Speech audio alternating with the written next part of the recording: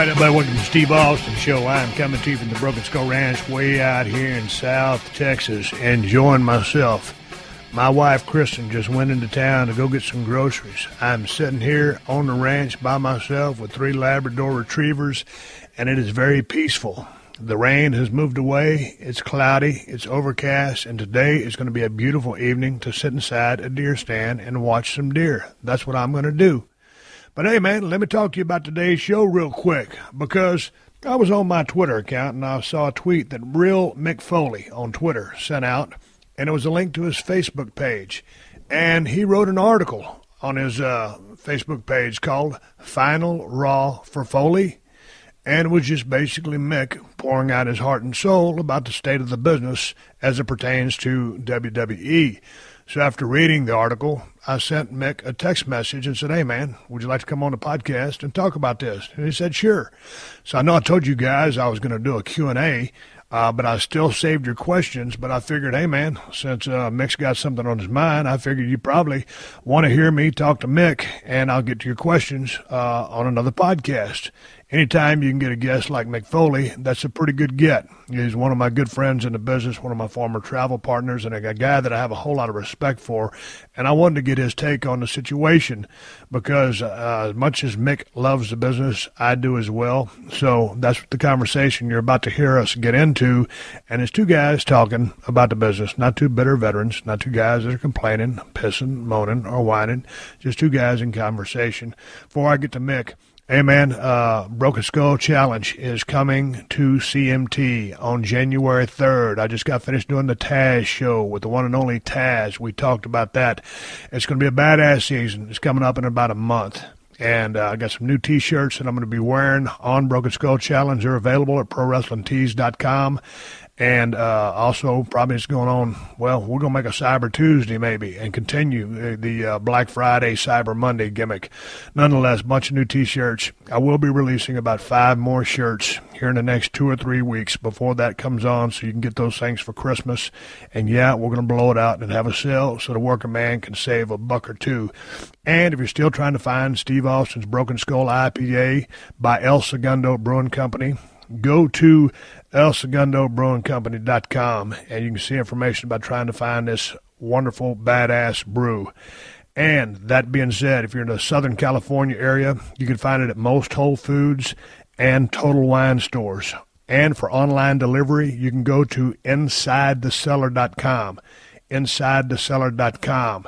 And I believe they've got a 2 beers and a badass glass with my label on it. But anyway, enough of that. Let me get to business here because I got a long conversation with Mick, and I'm going to get right back to my reads and take care of some business.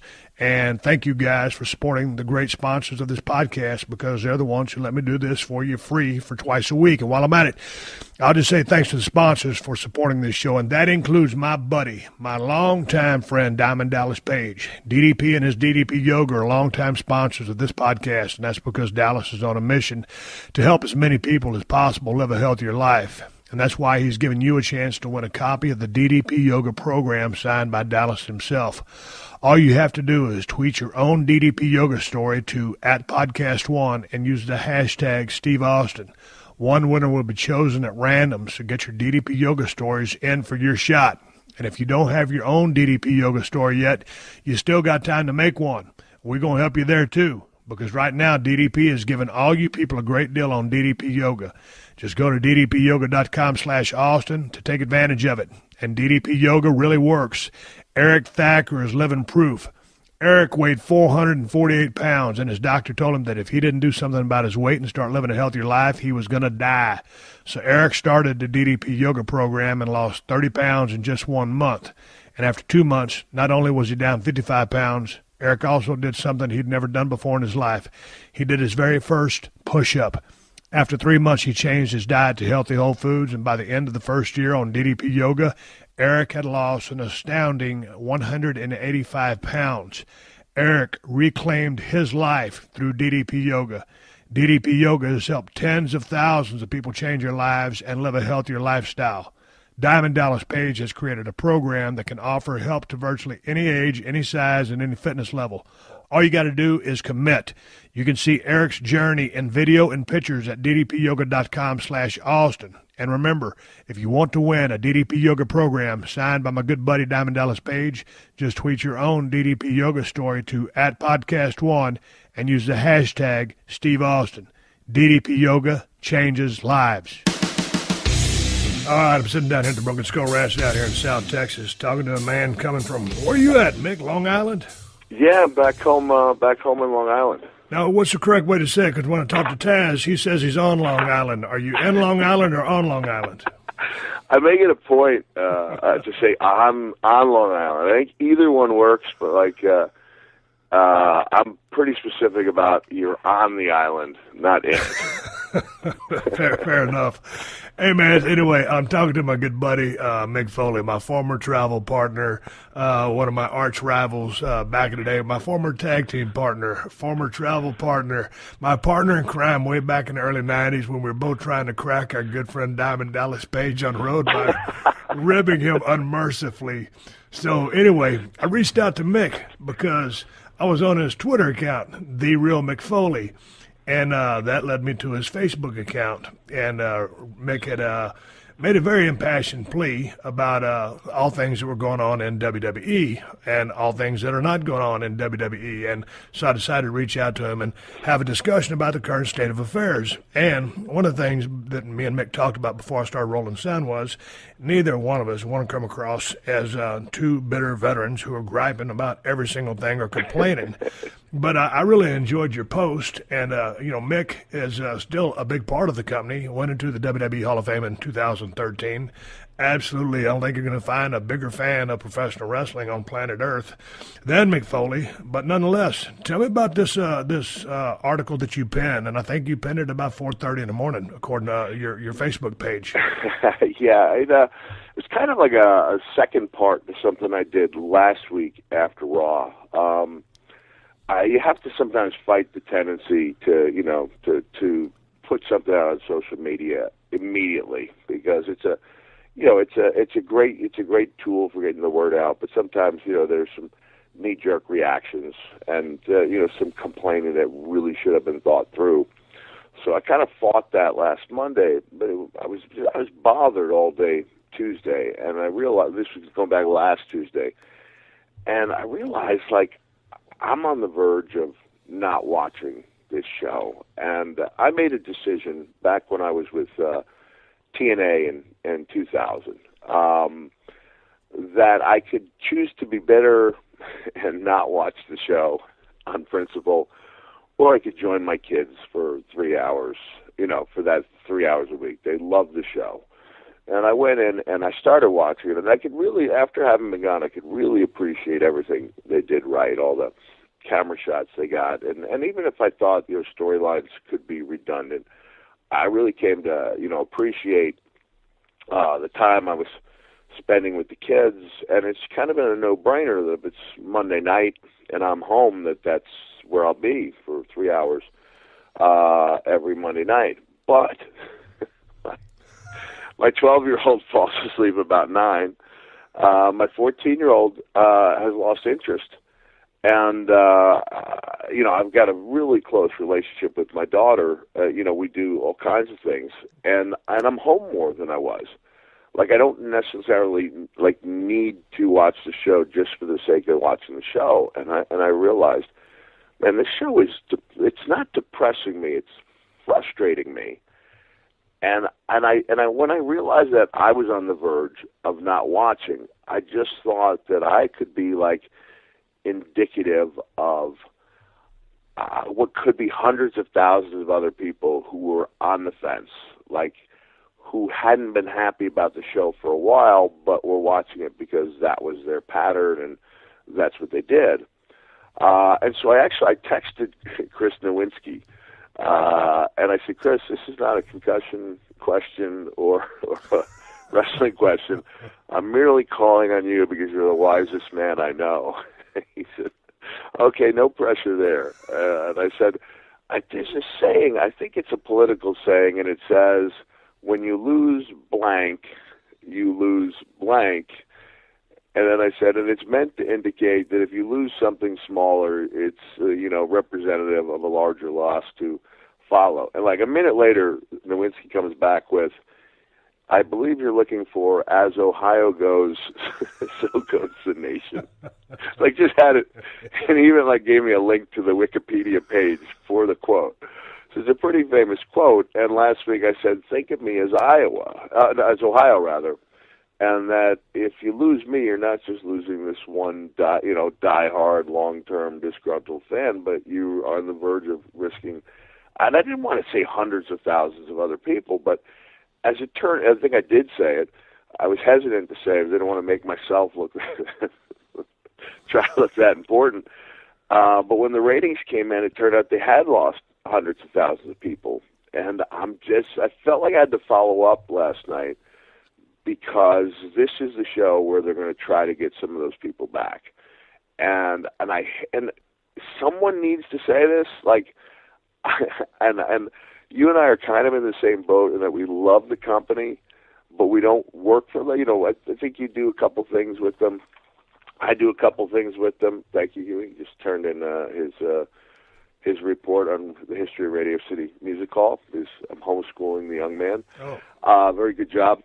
But I think what they're going to do, I'm just worried that they're going to kind of double down on what they have, and that we're going to see a very authority-heavy show.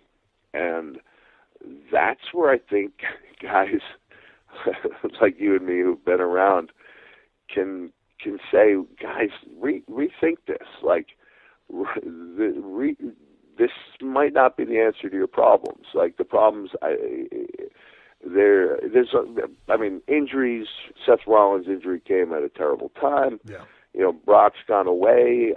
They've only got I don't know if they have any aces up their sleeve, and I just want them to rethink things. I just want to know if my voice can be out there and be one of those things that's batted around before they go forward with something that I think could be a losing proposition. But when you think they're going to double down on the authority, do you think they're going to employ the authority even more airtime within the show and a bigger part of the show?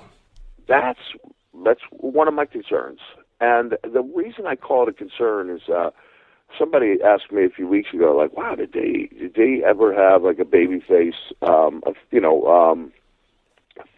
using authority here as an authority figure, right, besides you? And I said, yes, Steve Austin was a great babyface commissioner, and so was Ric Flair. But it's been, that was, I did it in 2000. You did it in like 2002, somewhere there. So it's been 14 years since we've had a balance. I always thought that there was a swing in the pendulum and that the show could be heel heavy, and then you kind of try to smooth it out. And I see Hunter, and I see the guy who breathed life into NXT. I see Stephanie, and I see this in my. I've always liked Stephanie. Always thought the world of her, and I see this person who does great things for Be a Star, for Connor's Cure, and I think it confuses people. It's hard to really dislike this guy that's kind of built NXT from the ground up. It's hard to really dislike Stephanie, and I hope that's not nitpicky. But I think and from having worked for some of the really good bookers over the years, that with the exception of Rip Rogers, I think every booker pushed themselves because, strong personalities tend to believe in their own abilities. And but now you're in a position where the strong personalities are not on the marquee for the house shows or the main events, and that's my worry, that they're going to double down with this, with the authority, and I'm not sure that's what people want to see. Yeah, but it's interesting because the authority is not going to draw any money on the house shows. And I thought maybe, because I never really got a clear explanation of why they broke up, me and Eric Bischoff, when we were the co-GMs, because it was highly entertaining. I really Yes. enjoyed Oh my yeah, yeah, chemistry yeah. and working with Eric, man. It was a blast. But, unceremoniously, they just split us up. I never really got an explanation, and we went down the road. Well, we were good for TV, but we weren't drawing any money into houses. So from that standpoint, I could see it. So when you look at the Authority now, it's not drawing money for you in the houses. Then from a TV perspective, to your point, the Authority has been around so long. And, I can dislike Stephanie as a heel because she's so good. She's such a great promo and such a dynamic presence. She has so much charisma, and she can focus in like a laser. And Triple H, to your point, he built NXT. It's just the fact, and I can dislike him too, from a character standpoint, and with all his other accomplishments considered.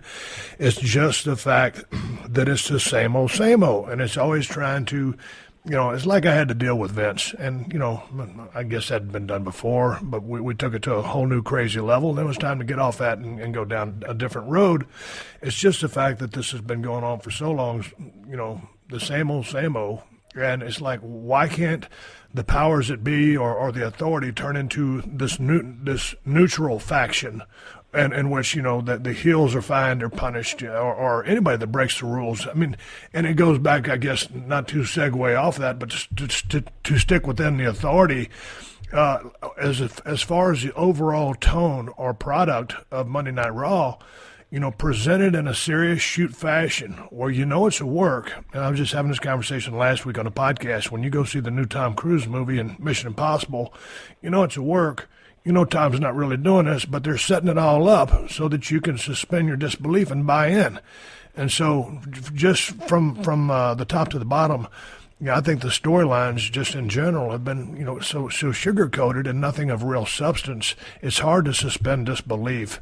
And it's not really a heat-based show. And there's, even when Seth, before he went down, as great of a worker and performer is inside the ropes and in the ring, he didn't really necessarily have a ton of heat. I haven't seen anybody really have a ton of heat in a long time. Man, I don't think they're booking heat. And I don't know. I think it's a bigger problem than just the Authority. And we'll get into promos, but in just a minute. But I just don't know why they can't play the Authority now as a neutral faction rather than be so heavy-handed and forcing their issue, trying to keep the dude with the belt or the guy that just got the belt and keep throwing obstacles at him. It's been done to death. Yeah, and I thought for a while they were, kind of a neutral faction, and Stephanie was the one who ushered in the Divas Revolution, which has had its problems, but she was, clearly a babyface on that night, and Triple H at different times come down as a very, level-headed figure of authority. I think, and I'll find myself like driving down the road. And the danger of like bringing up good ideas is, I think if people talk about them, there's less chance that they will get done. And I really wonder, because there were a couple of scenarios going into Survivor Series that seemed to make more sense than the path they chose. But because they made more sense, people were talking about them. And I believe Roman Reigns as part of the Authority would take off. I think that's what that character could have really used.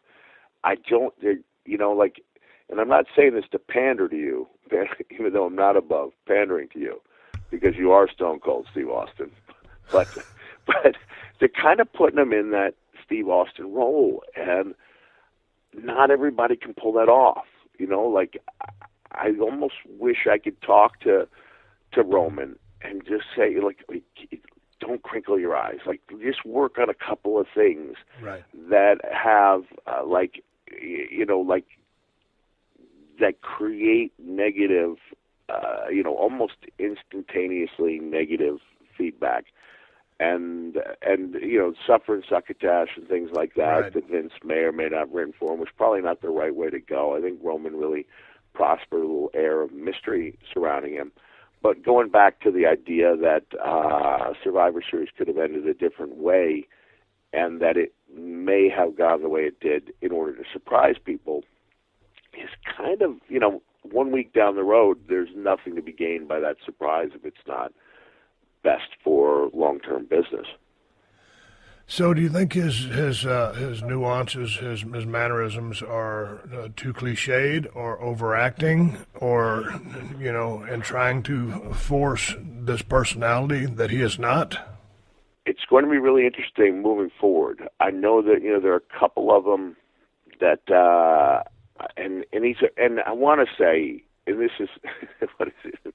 In the South, you say, bless his heart before you say something bad about him. Yeah, in the North, you say, with all due respect. Yeah. He's a good guy, and he's a hard worker. And he deserves a top spot. I think, even if it was something like, and I'm not a believer in taking, people to acting classes, but I think if you were to show him some things and say, he told me to call him Joe when I met him. That's what I call him. I believe it's his middle name. So, Joe, these expressions are killers. Like you are too handsome, like you look great. There's an art to getting sympathy. Like he's got a couple strikes against him because he is a handsome guy and he looks like he's carved out of granite. He's got to find another way to connect with people, and to make a couple of expressions that are instantly off-putting is not the way to go. If the authority wants to throw a ton of heat on him, it's possible, that he can come out on top. Putting him in the Stone Cold Daniel Bryan role, I don't know. I remember and I remember my kids coming home, and I talked about this last time that I was on Raw, which was October of 2014, and they'd just seen the Shield for the first time, and they were like in awe, like, Dad, these guys are amazing, and they were, they were incredible, and there's money in a Shield reunion. I think there's money with Reigns and Rollins. I think there's money in Rollins coming back. I would not bet against that guy being ready for Mania, as much of a training maniac as he is. So I think there's a lot of positive things on the horizon. And when I'm driving on the road thinking about this stuff, I'm like, what if Shane O'Mac came back? There are a couple of those, like, oh my God, moments that you could throw into the mix, and really get people talking. I don't know if they have any of them lined up. And but Mick, do you feel like these guys are being coached up too much as far as how to react? And it's almost like they're overdoing or overacting in almost every regard to try to enunciate or with a facial expression, oh, this hurts, or oh, this is the thrill of victory, or oh, this. It just seems like it's a little over the top, and I think if you go back to when you started, I mean, training with Dominic DeNucci, I mean, probably very humble beginnings, low key, and learning the ropes, and you weren't really coached up or given some pep rally or speech to fire you up, but you went through the paces, you learned how to sell, and to me, I think they're coaching them to do all these things, and it just creates kind of a caricature of what you're actually supposed to be doing. It's almost like pretending to be a pro wrestler than being one. And there's a fine line there, but there is a difference between the two.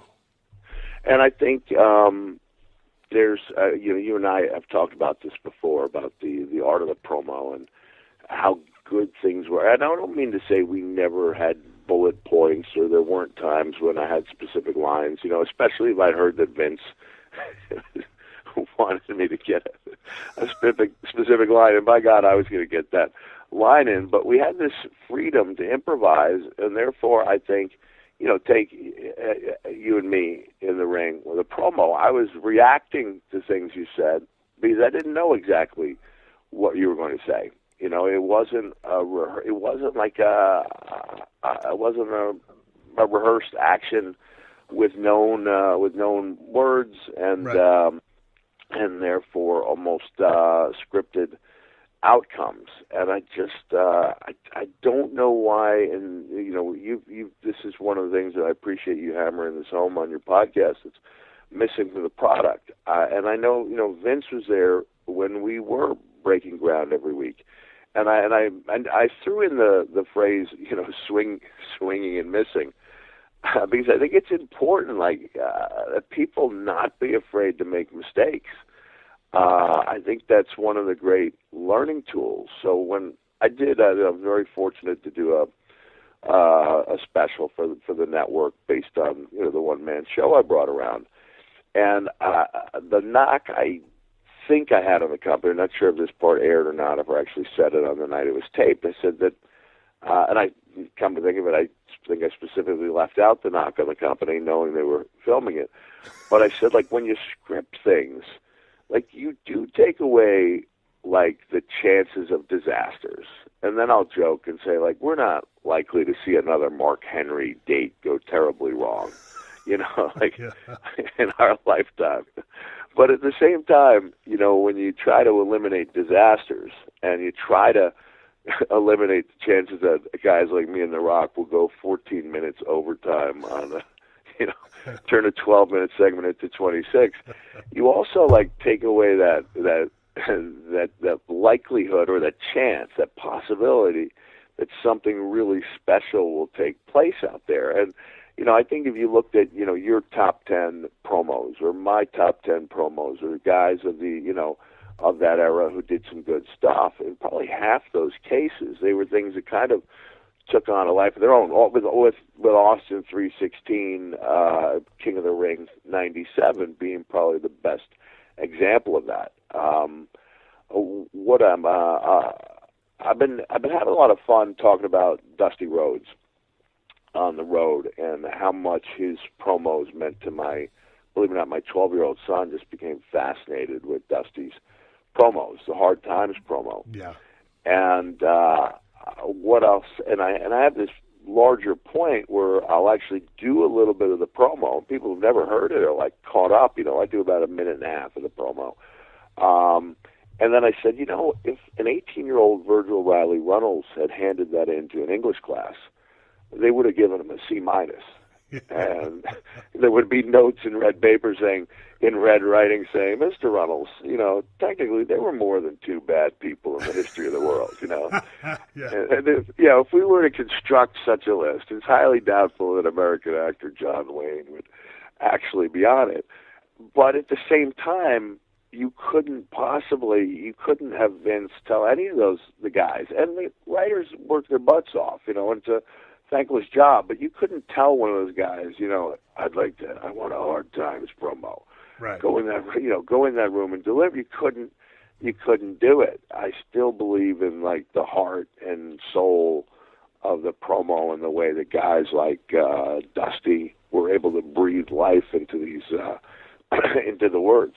But half the thing about a promo, Mick, is just say, for instance, you and I are working a program, and like you said, I'm saying something, and you don't know the nuts. You might have a general idea of what I'm going to say, but you're forced to listen. And so, dude, listening is a whole different thing than just standing there and waiting to say your response because you already know your response. Man, when you're hanging on every word, you've got to answer the question or answer what I've said. And so, it may behoove them to go out there and do some stuff with Roman. Hey, man, I hosted the 2K paddle last year sometime, and Roman Reigns was sitting right beside me, and I was going right back and forth with him just off the cuff. And the kid is quick-witted, he's smart, he's funny. And he's got a lot of charisma when you just let him be himself. So if you can set the table for him, give him something to respond off of. Just throw some softballs to him, but let the kid do and say, what he feels and what he wants. You could gloss over a couple of tips to give him, but just let him be himself. And I think he's trying so hard to be what they want him to be that he's having a hard time being himself. And as you know, man, in all the very unique characters you were able to create, each one of those people that you were was a big part of Mick Foley, just turned up and in a different direction than the other characters you created. But you were basically being you. And so I think this kid, if he's allowed to just be himself, let him go. Let him fall. He's already fallen on his face trying to remember promos.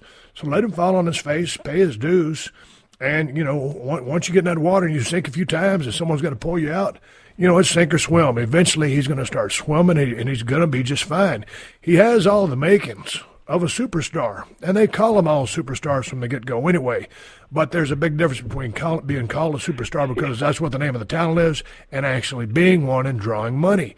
The kid's got all the potential in the world. They just need to let him go. And if he falters, he fails organically. He just picks up, he dusts himself off, and he keeps going. Do you understand what I'm saying, that though? By being forced to listen, it's like our conversation. You've got to listen to what I'm saying because then you're going to respond. Let the kid do that. Yeah. There were some pivotal moments for me and you, and this is something I talked about a little bit in the first book, but it's not something that's common wrestling lore. Was a camaraderie and also a little bit of a competition in '97 when it was clear that we were going to be able to kind of take off. We were going to be given the chance to take off. That's why I pointed out that to me, in my mind, the Attitude Era began. And I don't know if you remember the meeting. Vince called us together, and he admitted that things that worked in the past were not working. We were losing the Monday Night War. WCW had a really strong hand, and your character was just starting to take off, and Vince said, we're going to need input. If the character's going to work, we're going to need your input. We're going to have to do things differently than we had. And you and I were like right there, like the number 2 and 3 heel role, and your character was really taking off. And at that time, and this is he's a bless his heart, with all due respect, this guy's turned out to be seriously one of the best ex-wrestlers, as far as being a positive person and spreading a positive. Mark Barrow's a heck of a guy, but the fact that he had come in with that big contract, literally days after I came in for just the guarantee, and months after you came in, yes, kind of fueled us, and we'd be talking or riding, and we knew that we were going to be given this chance. And so they would put the two of us. Do you remember a couple of matches we had as heels? They would put us in the ring, and it was like a kind of a magic period because the handcuffs were off. There were no restraints. We were given a chance. I remember at one time, man, the match just seemed to be going forever. And afterwards, they said, "I'm sorry, but WCW went into a break. You guys were hot. We wanted to keep the action going," and they had that kind of faith in us that we could pull it off. The other one I remember is you and I in a heel match in Montreal when Vader was going to be part of the Vader was going to come out. Do you remember this? Vader was going to be part of the finish, and then you and I kind of changed it around, and for whatever was the better fit, it was probably you going over instead of a DQ with Vader hitting the ring, and we just decided not to tell Leon that we had changed the finish. And you and I came in hot, yelling at each other as a rib on Vader. He's got his gear on, and he's ready to run out to the DQ. He has no idea that we've changed things around. And guys were gathered around. I think they're going to see a fight between Mankind and Stone Cold. But I just remember that feeling like of something taking off and being part of something good. We were the underdogs against WCW. We both knew that we were going to have a chance, to take these characters as far as we could. And for me, I knew that I could go out there and try things and fail. And not be reprimanded for it because there was an understanding that it was more important to try and fail than to stand in the middle of the road. And I'm quoting Mr. Miyagi here, but I think that advice is kind of timeless. You stand on one side of the road, you're fine. You stand on the other, you're fine. Go in the middle, and you're squashed just like a grape. And I guess in a sense that's what I'm talking about, the 8-8 booking that WWE has favored for a while. That seeming to hurt them with the loss of the big stars. That we're trying to, we got a bunch of 8-and-8 guys that we're trying to, that we're supposed to take an interest in. Referencing the 50-50 booking. Yeah, exactly. Right. Oh, I don't know how much y'all take Uber, and I know you've been listening to me tell you what a great opportunity it is to drive with Uber to earn some extra money. I know one driver said that she had 2 kids who are really into sports. They play soccer, they swim, and one of them also does gymnastics. I know all of you parents know how expensive that can be, and also know how hard it can be to make it to all the games and meets when you're working full time. Well, this driver said that's why she drives with Uber. She makes great money, and because she chooses her own hours, she can spend as much time as she wants with her kids. She ain't got to miss any more soccer games or swim meets. She also loves being her own boss. Now, I can dig that. I know you can too. And it's easy to start driving with Uber. You just need a car and a license. Uber is also great if you're looking to make some extra cash for the holidays. You can give rides around your regular work schedule, maybe a couple after work or on your weekends, and have some money to spend on holiday presents. You won't have to worry about how to pay those gimmicks they send in the mail called bills. Now is the prime time to cash in driving with Uber. You'll thank me for telling you how to get paid every week, and you never know. I could be the one getting in your car. You got a car, you got a license, put them both to work for you and start earning serious, life-changing money today. Sign up to drive with Uber. Visit drivewithuber.com. That's drivewithuber.com. Drivewithuber.com. Hey, kiddies, Ace Man here. I sat down with the great Bryan Cranston for a special one-on-one interview in honor of the launch of his new movie, Trumbo. Go to Podcast One now and subscribe to the newsletter for a special bonus video of myself and Cranston. And don't miss the podcast. Available at Podcast One. Sign up before November 30th for the encore video release. That's podcastone.com, podcastone.com.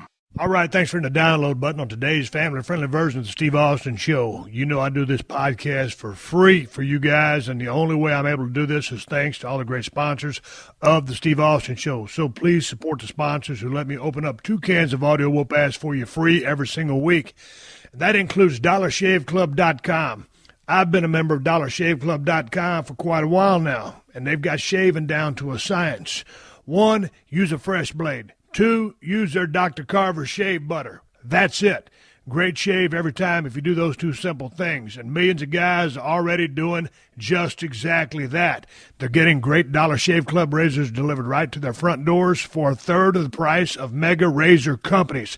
And that savings means Dollar Shave Club members can shave with the fresh blade whenever they want. And man, when you combine that fresh blade with Dr. Carver's shave butter, your skin is unbelievably smooth and soft. Dr. Carver's shave butter is not your average shave foam. It's made from high-quality ingredients that make your skin feel soft and moisturized, and it lets that fresh